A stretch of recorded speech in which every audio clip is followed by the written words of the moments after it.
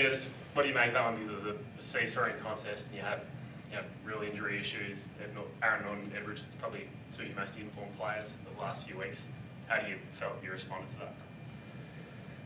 that? Well, in the long run, and Scotty obviously went down early, in the long run, I just thought our players showed enormous character. Our back line stayed on for the whole last half, and Tim English did as well. And we had asked the boys to do different things and play right out of their comfort zone. And in the end, the blend through that midfield group that won the centre bounce and gave us a bit of a chance. In the three Rileys, it was a Triple R radio station in there. We had Riley West, Riley Garcia, Riley Sanders, and the experienced one in Adam Treloar holding his end up. And I thought they did an enormous job. We had to send Marcus forward. Our forward line became pretty dysfunctional due to probably Aaron's loss and how he had to move some players around. And as much as Marcus got on the end of a lot in the last quarter, I felt like he made him a little bit wary of him and on edge. So it just, all in all,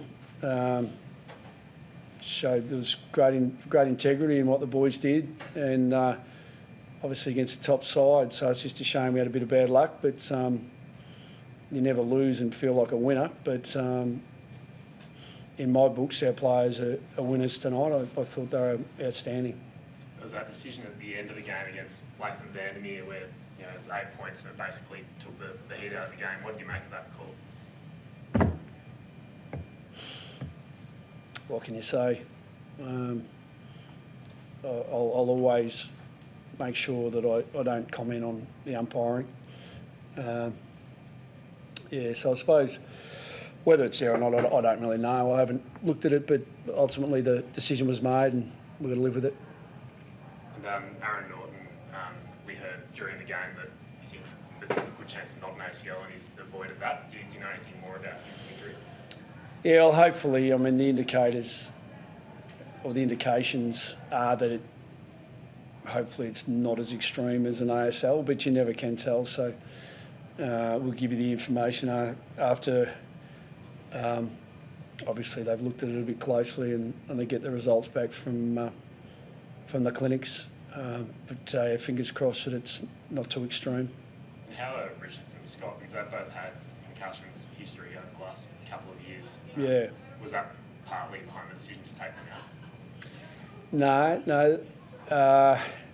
Well, I can't comment on the reason because I haven't had time to catch up with our medical staff. Ultimately, as I've said over the journey, we're extremely conservative. We'll always have our players' health and well-being at the forefront, regardless of whether or not it even costs you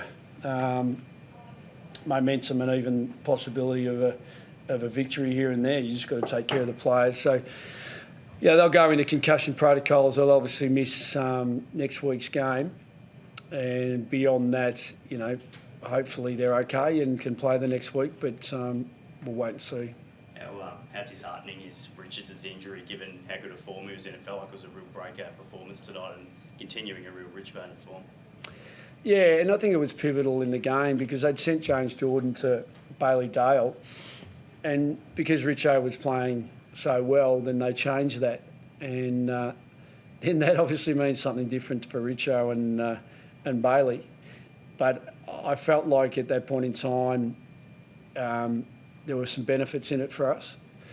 So his growth in there since he's gone into that new role has been important for us, and it's encouraging for him and for us for the future. So he's a bit of a loss with Libber out as well, and but what it does, it gives others an opportunity to shine, and I really felt that.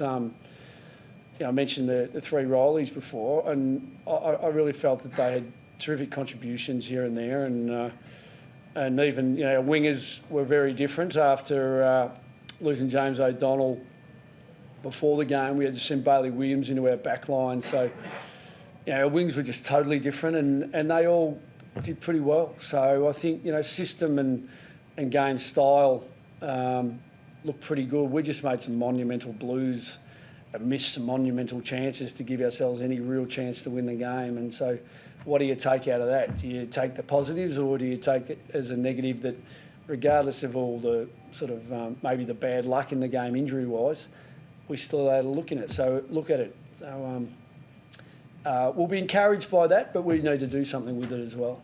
Why did Caleb Daniel go to the wing and Williams move back? You spoke a few weeks ago about how you were trying to settle Daniel maybe back at half-back. Was it to do with matchups, Sydney Sports? Yeah, it's a good question because there's a bit in that. What we wanted for Caleb was for him to just play well at state league level, and I talked to him about what the best proposition for him was, and we both agreed, and our coaches agreed that halfback was probably a role that he became super familiar with, and he was an All-Australian in that position. And so let's go there. But then what happens at state league level? He gets sat on, and he gets the negative forward tagging him, and trying to smash him off the ball and that sort of stuff. So then we went from that to agreeing that to take control of things, it's probably best that he plays as a midfielder. And so he's done that over the last period of time before he came back in the team, and that worked for him, and it worked for our team down there. And he's played a fair bit on the wing over the journey at AFL level anyway. So because that's not unfamiliar to him, it seemed a pretty straightforward one for us tonight to get him to play that role, and I thought he played it pretty well. Just back on Richards' breakout, does it make you sort of rethink the midfield mix in a few weeks' time when Libby comes back in there? Oh, there's no doubt you can have too many midfielders, and we've been. Sometimes you're a victim of your own traits through your personnel, and so we'll need to get the balance right.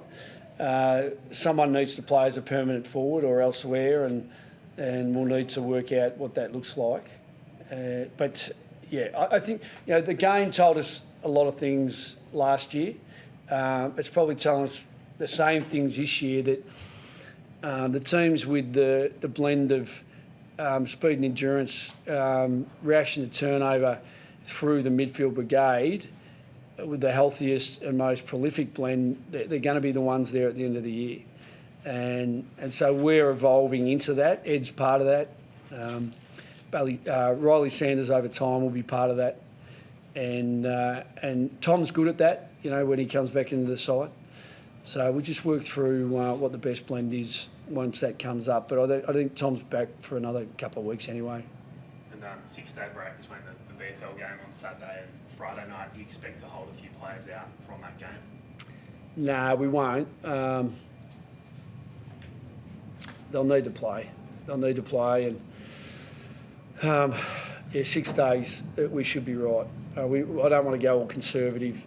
And I think, again, I thought, boys off a 5-day break have seen the game out enormously well when you think we only had 2 on the bench. So another factor in your considerations around their character and what they did tonight for me.